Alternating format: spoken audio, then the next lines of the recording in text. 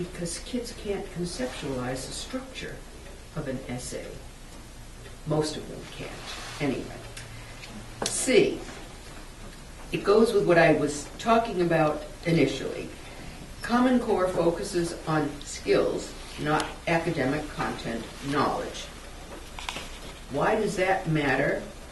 It matters because of what we know from psychologists and people who've looked at good reading as opposed to poor reading, that you need to know a lot about a subject before you can do critical thinking about it. You can't think critically about anything with an intellectual vacuum in your head. If you know next to nothing about a subject, you're helpless, you're hopeless. You really can't think critically. So if you want to develop critical thinking, you have to know something about a subject. To know, in many cases, what is not there that should be there, what has the author failed to talk about, or facts the author failed to introduce. The point is that you need to develop a content knowledge base. In the early grades, when kids sop it up like sponges, because that's when it's easy to get in some common facts, like what are the 6 continents in the world, or where are certain countries and capital cities, the geography stuff that we used to handle years ago. Kids used to do games with that sort of thing. Then there were certain dates in history which people deplored, oh, you don't want them to memorize 1492. Well, certain dates became markers for figuring out when did things happen, what century, how do you place things in some sort of historical context. Now, David Coleman talks about leveling the playing field, which means no historical context. And the question a teacher would say is, how do you interpret the Gettysburg Address if you don't know who said it, where it was said, at what point in the Civil War it was said, and what do we think was Lincoln's purpose at the time, given the context? But if you decontextualize a speech, you've lost what a historian would say is the whole basis for trying to interpret it. It's not the same as literary analysis. Close reading of a poem tries to look only at the structure and the content of the poem. But you don't apply that to a speech or to a piece of information. In any event, go on to D. And here's where I was talking about the difference in philosophy. Common Core claims it wants to close the gaps. In Massachusetts, that was not the goal I was given, or any of us who were working on K-12 standards were given. We were not trying to close gaps. We were trying to increase the academic achievement of all students. Raise them all up, not raise them down or close gaps. It's a different direction. And because we were trying to raise everybody's content knowledge, we did. We got everybody to go higher. When you try to close gaps, you lower the ceiling, which is partly the reason why we now see a decline taking place across board. It is trying to raise the bottom, but it is not doing anything for the top 50% or more.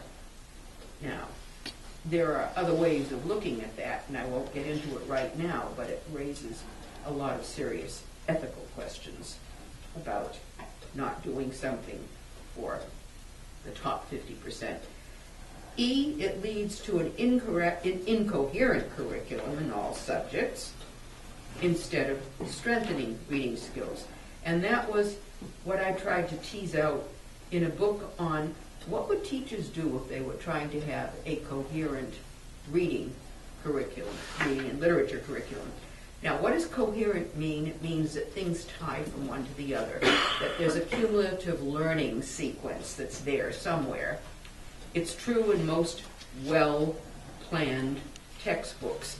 From grade to grade, one grade piggybacks off the lower grade that it comes out of.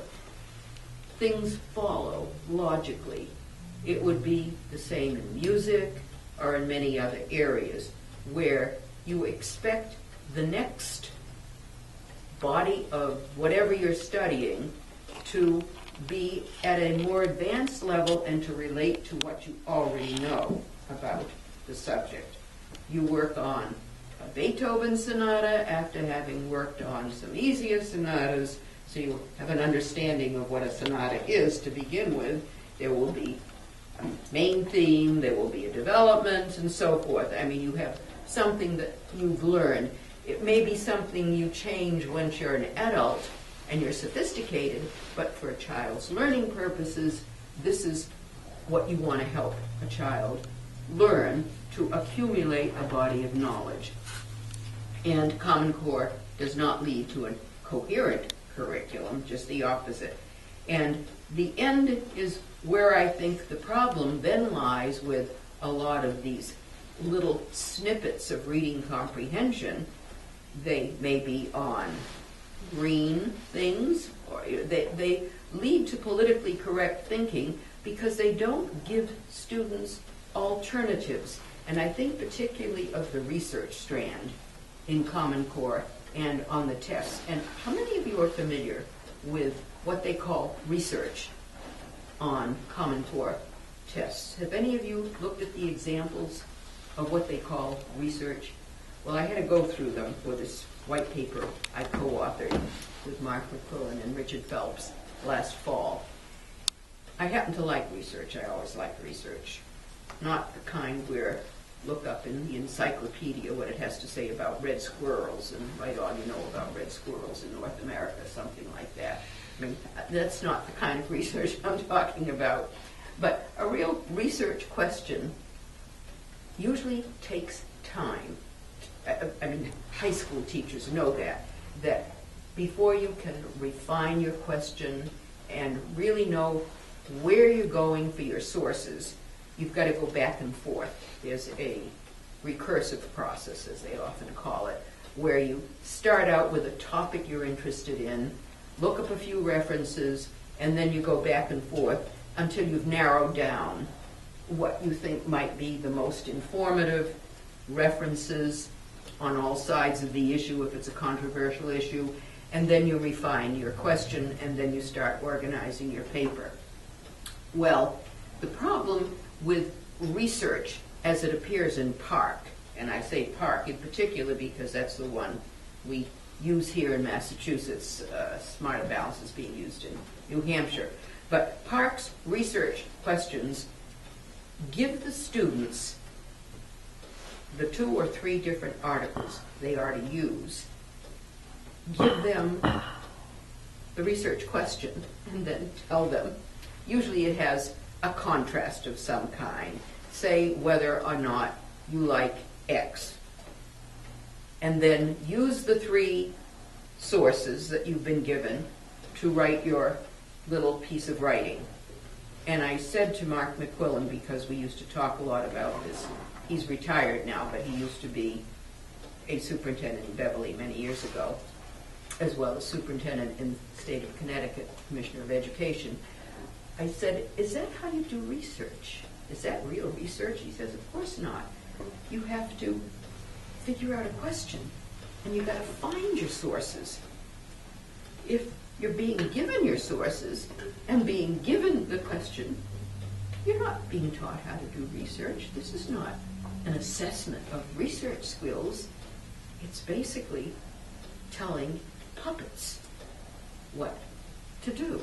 You're giving them whatever it is you want them to use. Well, that is not what a town meeting person should have, a citizen should have. If they say at Dracut town meeting they want to build, a reservoir somewhere. I don't know what would be a question on town meeting here in Dracut. Pipeline. They want to build a pipeline in Dracut. Gas pipelines. A gas pipeline, all right. Our research says no, by the way. We just all right, I don't want to even go into what the Right, research we don't- actually says.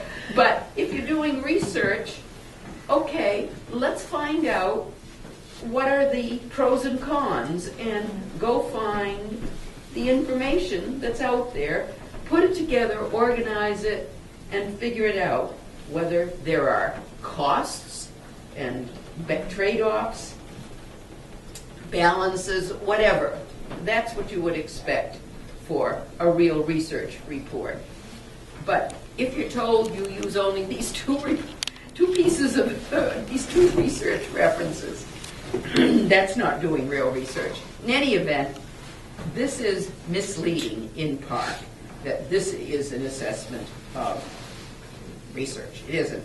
I will just briefly say for number 3 what is happening with the Gates Foundation and what it is doing in Massachusetts, even though you will talk more about the ballot question. It decided to fund a little-known group called the Massachusetts Business Alliance for Education to do two things after parents were busy gathering the right number of signatures for the ballot question. It paid enough money to the MBAE to try to it first filed, what was it called, a memorandum of opposition. That was last August. I got that, as I put out a chronology, I got that all figured out, which said to the Attorney General's office they didn't have enough qualified signatures. So it was trying to stop it from even being certified by the AG's office. Well, the AG certified it because it said, yes, they had enough qualified signatures, more than enough, as a matter of fact. All right, it lost round 1, Plan A. Let's call that Plan A. I'm calling it Plan A for the Gates Foundation. Plan B was, all right, in January of this year, we're going to fund the MBAE enough so it can file a lawsuit against the AG's office for having certified it, only now we're going to pay Foley Hoag, one of the most expensive law firms in the world, located in Boston. We're going to pay them the money to assemble the lawsuit, and it's going to be against the Attorney General's office for having certified this ballot question, because Gates doesn't want the question on the November ballot. So in January, the MBA filed the lawsuit. We're still waiting to hear the AG's response, because it's the AG that the lawsuit was filed against, saying it didn't know what it was doing. Now, either the AG's office, says we're going to have egg on our face, we didn't know what we're doing, or we're going to stand by our original judgment. So Plan B may be going up in flames. So what is Plan C? Because Gates worked out Plan C. Plan C was, we're setting up a coalition organization headed by Robert Antonucci, who used to be the president of Fitchburg State College, and I know him because he was years ago once commissioner of education, and I met him when he was in the Department of Ed. And we're going to have a coalition that goes around telling parents and others how wonderful Common Core is, and you should vote down the ballot question. So we now have Plan A that's lost, Plan B waiting to hear from the AG's office on, Plan C has just been put into motion, but we haven't heard much about it yet, because they may be waiting to hear what happens with Plan B. We don't know. But a lot of money, and I was told by another reporter who's been looking into this, that MBAE last year got over $500,000 from the Gates Foundation. Now, you can't say it was for Plan A, B, and C. We can't trace it one-on-one. All we know is that here is the money Gates gives for operating expenses, and here is MBAE paying the priciest firm in Boston to do these things. somewhere the money's got to come from. Another reporter, I said, find out if you can what Foley, what is it? No. Foley Hogue, I've got to get the name of this law firm right. Foley Hogue. What Foley Hogue charges per hour. This is a law firm. $700 per lawyer per hour. You've got to have a lot of bucks to use that firm. Is this only happening right now in Massachusetts to repeal Common Core? A petition to be on the ballot, we are the first to do it. That's the first. So this is a first. So I'm going to stop and let you finish off with the ballot. Sure. And then questions. But references back up here are here to back up everything I've said, so you can take a look when you have a chance. Can I just have a quick question though with Sandra? When you have a chance, my daughter's in 4th grade, and there's a lot of writing with the math. And I know in Tewksbury you briefly touched on that, and I know you can't do necessarily with the math content, but maybe just a little bit about why The math is so different, and Okay. There are boxes and That's a good example of the spread of this notion that kids need to do a lot of writing. The claim is that they need to be able to explain their reasoning. And on the surface, that makes sense. Yes, kids should be able to explain their reasoning. The question is, how much time do you spend on it? Especially if they're young. That's a teacher's judgment. I mean, if you have kids who are fast writers, if you've got a classroom full of fast writers, good writers, maybe it isn't a burden. But supposing you've got a lot of antsy little boys who don't like to write out stuff. I happen to know some. Or you've got little boys who can do a lot of things in their head when it comes to math. Can't write it out that fast. ESL kids who don't know how to write well in English, which is another group of kids altogether. You have put a huge language load onto math. And mathematicians will say that's illegitimate. That isn't what math is. If you can do math in your head, bless you, do it. It shortens the task. As long as your answer is right, that's the proof. And mathematicians have told me this for 10 years. There's only one right answer to a mathematical problem. If the kid gets the right answer, that's the engineer in people, you know. Can I just ask, though, I grew up in schools in the 80s, 70s. I was always told to show my work, show my work, show my work. But I guess that's different from writing out my work, right? So Showing your work can steps. show the process, Okay. what steps you used. And you might not want to have kids do it for 30 different examples if it's going to all be the same thing. I mean, that's really a bore. It's tiring. But to have them write out in good English. The funniest one, maybe you saw it, it went viral last year, was a little, I guess it was a 4th grade kid who had been asked in a math example. It said something like 27 minus whatever it was, 17. Show your thinking. So this little kid, obviously a very bright little boy, couldn't figure out what show your thinking meant. He got the right answer down, and so he draws a picture of a head with a balloon going out. And it's 27 minus 17 inside the balloon. That was his answer. He's showing his thinking. He was absolutely right. That was what his thinking was. He could do it in his head, in other words. So here's his thinking being shown. Now, he didn't get credit for it. Which is a different problem. Because that isn't what was being really asked for. They wanted a verbal explanation. Okay. But That's, I think, the answer to your question, that there's a limit to how much writing you want in math kids to do. You don't want to turn it into a language art. Math is math. I mean, it's symbolic manipulation. That is what mathematical symbols were invented for. It was to be an easy way to arrive at solutions to quantitative problems were helpless. You couldn't do anything with them. But once you had Arabic, Hindu-Arabic numerals available, which were developed in the 15th century, by the way. Someone once sent me a book on this, so I would know. And who developed it? Bookkeepers in Florence, Italian bookkeepers. They had to know about currency exchanges between the city-states in Renaissance Italy.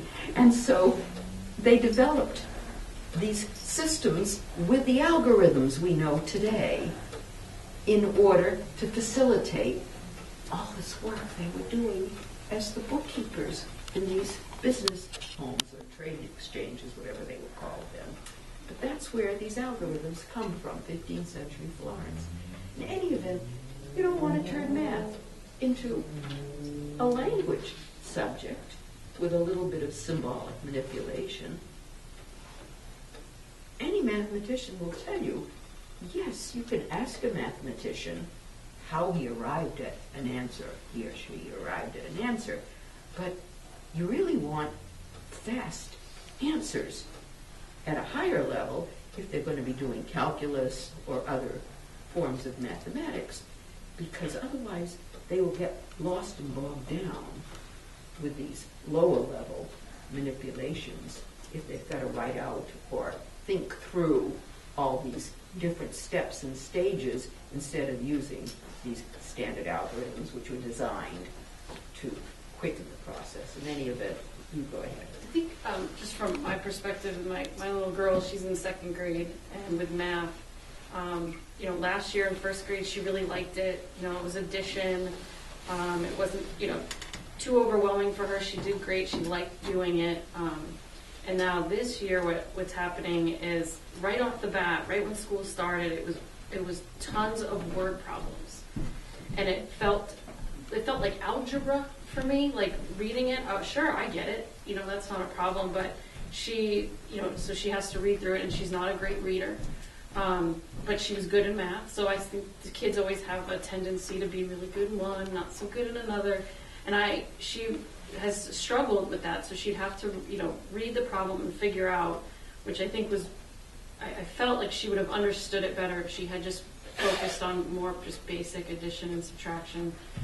And then it would ask those types of questions, and she would get to the end of, not a lot of homework, maybe 15 minutes, it's not a lot. And you could just tell it was like, I don't want to do this anymore. And so we struggle with just doing 15 minutes of homework now because she doesn't really feel successful much at all at this point. So that resonates for me, where they have to do this writing and she's explaining, and I'm just looking at it going, it's we're turning talking kids off through. Instead of turning them on, which is what school's supposed to be doing. Yeah, and I could see it at an older level, having to write out something maybe, but for kids at this age, and that's sort of what I've understood with math as I've read through it, people sort of compare and benchmark the standards as we've pushed much more on the math side down into elementary school. So That's one of the kids have been really complaints tough. that mathematicians have made. And then Milgram in in middle particular. school, it's sort of slowing down, and it's made that algebra track harder and stuff. But just speaking, just from what I see, and I, spoke with their teacher and said, I think the first, 2 months or so we had the parent meetings, and my husband and I both said, are we going to ever get out of this? I feel like for 2 months it's just been these like algebra word problems. Like she's in second grade, are we going to move past this? And, yep, we're actually going to be moving into dollars and cents next, and other things. That's great because this has been really hard for her. She's so turned off, and they said, oh, we're going to move on. And even she commented, it's just all the teachers, none of us like the way the curriculum's laid out this year, but what are you going to do? We wish this section was actually at the end of the year. And I'm like, what are you going to do? It should be exactly what you think it should be. And that's frustrating, that you're talking to the professionals and they're telling you, yeah, we don't like the way it's laid out, but it's sort of what we have to do. And that frustrates me, because that's how the district has to do it all the same. And so from a writing it out, just from my perspective, that's been sort of hard to see. And wanting to make sure that no matter whether my kid is great in math or not great in math, just that there's a track that's easy to get to. and that's, now schools have to sort of put that calculus track in, where before it was there. All right, that Right, gets but- into more math specifics that I But just don't the know. difference between, just as a noted difference between the standards, I think that was the case, right? That you could take We had these, some high school people. our standards here. were there, you could choose not to go a certain way in high school, but it was always there. High They were school already built curriculum into has it. been very badly But affected. I think now schools have to make sure the track is in there to get there, and then sometimes kids to get there, they have to take extra math. I think it's Andover is having a big to-do because of their scheduling issues. It's like they literally, kids have to actually either double up in math or they have to take math over the summer to get back on track. And like no one realized that they had screwed up their scheduling track. And so, that wasn't the case before Common Core, so. I'm wondering if you would want to say anything about the ballot question? Yep. Or a little more, whatever you want to Can I add. just add, before you move on to that, can I Okay. just add a quick question? When we talk about, the whole purpose, from my understanding, was to close the gaps, right? This is the big idea of Common Core, not Massachusetts. And so Well, that's one of the reasons given. It's Have not any- the only reason, has but any- that's one of the reasons. Has there been any, so you're saying, the typical learners are declining, we're seeing there's, even in Dracut, On there's, NAEP, on there's very national. flat yes. growth, even in Dracut, we're not seeing a lot of growth. Is there any evidence that the gap is being closed? No, Like, are these students, because I know I have a daughter on the autism spectrum. No, there's no who's evidence. having a lot of struggles with this type of testing. there's no evidence that the gap is being closed, and in fact, some fears are being raised that low-achieving kids or low-income kids are doing I would even worse assume they than would they do did worse, right. before. But there's no national database Okay. for this. The problem is that we really have no national or systematic data aside from what is on a NAEP test. So the next one will be more revealing. We had one in 2015, and it was not happy news. What does NAEP stand for again? National Assessment of Educational Progress, the nation's report card. Nation's It's report. been around since 1970, and Oh, okay. every 2 years, schools have to participate in being part of, it's sampling. It doesn't test every kid, which is why it can't be used as a test for kids. It samples kids from a state, and it samples kids from all the states, and it's Based supposed on to be a test random scores. stratified sample so that you can then generalize to say this is what kids are doing. And on the results that came out in 15, that's when in grade 4, Massachusetts went down. It's still at the top of the heap, except that it is now by a much smaller margin. It used to be way ahead, and now it's gone down significantly because some drops are statistically significant. I don't want to get into these details. Some are not statistically significant, but this was a statistically significant drop in grade 4. Grade 8 kids went down in general in the whole country. So it was not happy news for Arnie Duncan, who was looking for, quotes, historic gains. So these And that kids was- would have been the kids that would have started with whatever their original standards were and then shifted to the new. Well, they've had it for Right. 5 years, 4 years. I mean, whatever, you see, that's part of it. It was unevenly introduced. In Massachusetts, it's been around for maybe 3 to 4 years. The decision couldn't have been made earlier than 2010, because that's when the final document came out. Not that some states hadn't adopted Common Core before it was written. I mean, we have some stupid boards of education. Kentucky's one state where they adopted the standards before they were written. I mean, how do you justify? But we won't go into that. The point is that before it was written, several states had actually finalized and released. Several states had already adopted them. So clearly, they weren't looking at anything, any drafts. They didn't care. They were sold a silver bullet. They thought it was going to be good. There were political reasons for it, and the USDE was offering money. In Massachusetts, we know that $250 million was offered by Race to the Top. I was on the state board at the time, that's why I know what was happening from my own personal experience, but $250 million was offered of race to the top money if we would dump our own standards and adopt Common Cores.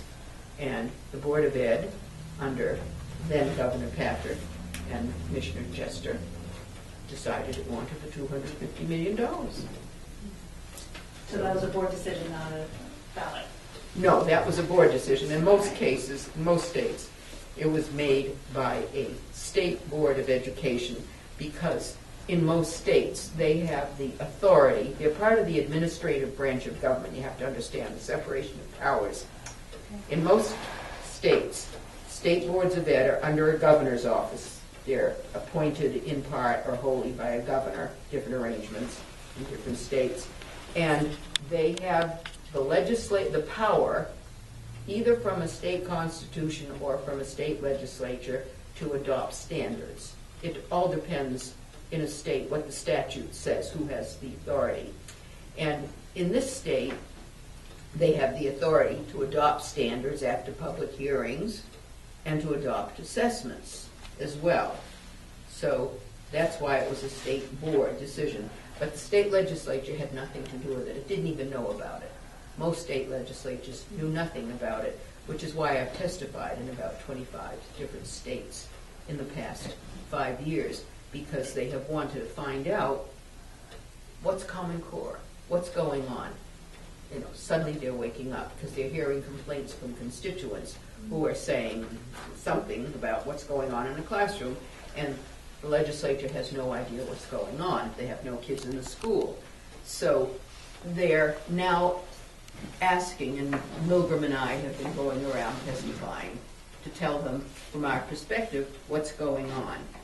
What they can't get are the people who actually wrote Common Core, because this is what I had an argument with a Georgia legislator about. We were testifying in Georgia, and I said, you've got us up against some administrators in your Department of Ed who know nothing about the origin of these standards. You're asking us questions about the origin of these standards, their purpose, and so on. Why don't you get the people who wrote them? And he then sent me a personal note afterwards and said, we did try to get them, and they refused to come. So that was the answer to that one. But I finally had to say something, because I was annoyed at always having someone from a State Department of Ed who knew from nothing. All they would repeat would be talking points they were given, but they couldn't say anything about the origin of the standards because they didn't know anything. So this is part of the problem. Most people are in the dark. To this day, you will still find conflicting stories in newspaper reports. Chamber of Commerce has one story. Department of Ed will give you another story. I mean, it's very hard to pin down and say, here are the facts that we all agree on. Who wrote the standards? Just last week, I'm trying to remember where it was saying the standards were written by a chief. And I said, well, that's a new one. I hadn't heard about that. How did a chief get into the act? They didn't write the standards. There were 3 writers, and their names are on a website. They wrote those standards in math, and then there were 3 writers in English. We know who they are, what their names are. What we don't know is who appointed them. And I kept telling reporters, find out who appointed them, what their contracts were, how much they were paid. Can't find any information out because it was private organizations that did it. It was National Governors Association and Council for Chief State School Officers, CCSSO, which are private organizations in Washington, given money by the Gates Foundation for this purpose. But they're private organizations, so you can't FOIA them. So you can't get any information from them, in other words. FOIA is Freedom of Information Act. Sandra, just out of curiosity, where did the $250 million go? If the legislatures didn't know about it, the $250 million came to the Department of Ed, but it came as this money has to come from the USDE. Congress has appropriated from the stimulus money. That was where the original bulk of the money came from for all the states. It was like 4.5 billion, something like that. But according to the rules of the Appropriation Committee in Congress, as I understand it, and I'm not an expert on this issue, the Appropriations Committee will only appropriate money a year at a time.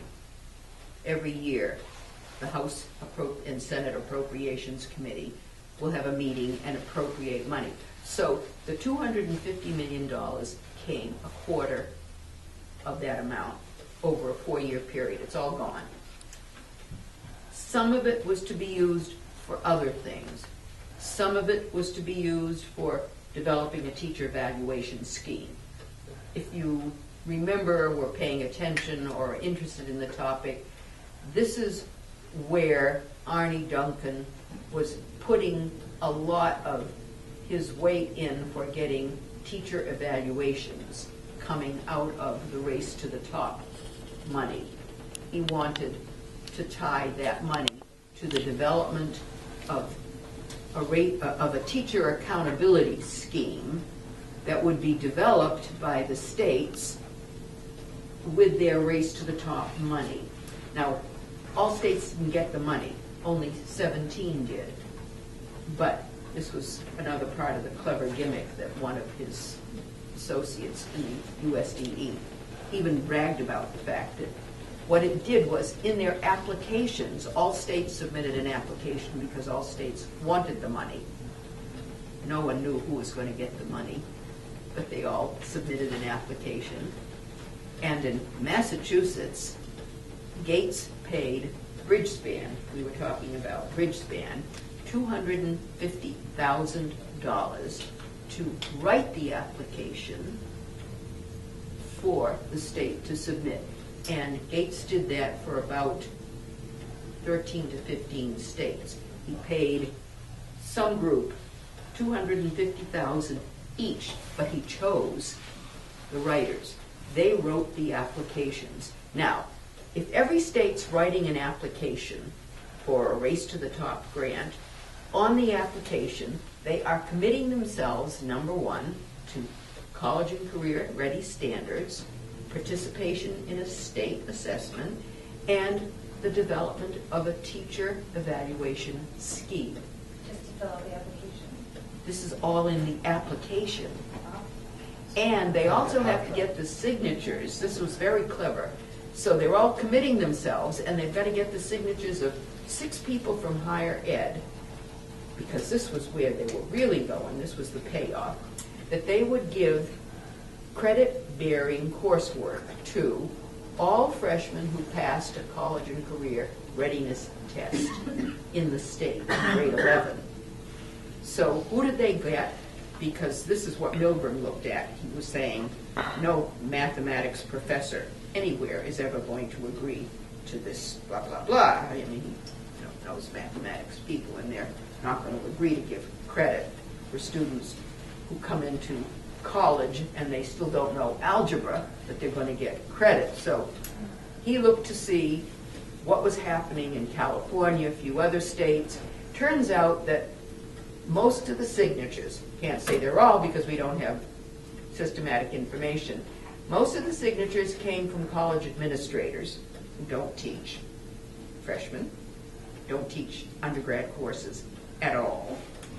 They come from college presidents of public colleges or universities that are, in a sense, being slightly blackmailed, because if they don't put their signature on it, they may not get their money next year.